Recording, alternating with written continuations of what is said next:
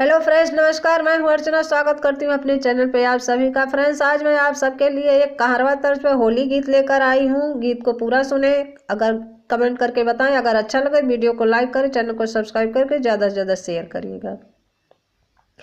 ननदी सासुरे से हो, ननदी सासुरे से आइली नाई हरवा फगुनवा में खेल होली। ननदी सासुरे से हो, ननदी सासुरे से आइली नाई हरवा फगुनवा में खेल होली।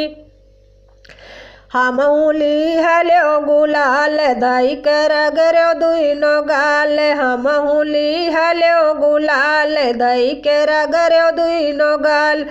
खूब ननद के हो, खूब ननद संग काइलो ठिठोली फगुनवा में खेल होली। खूब ननद संग हो, खूब ननद संग काइलो ठिठोली फगुनवा में खेल होली। ननदी सासुरे से हो, ननदी सासुरे से आइली नाई हरवा फगुनवा में खेल होली।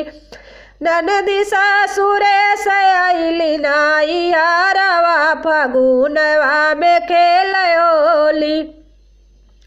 रंगवा देहली खूब घोर देहिया कैली सारा बोर। रंगवा देहली खूब घोर देहिया कैली सारा बोर। उनकर भीज गईल हो, उनकर भीज गए चुनारी आय चोली फगुनवा में खेल होली।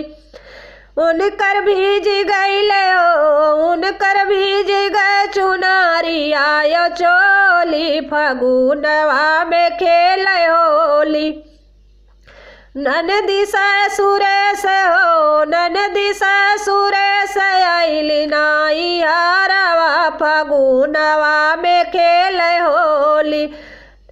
ननदी सासुरे से आइली नाई हरवा फगुनवा में खेल होली।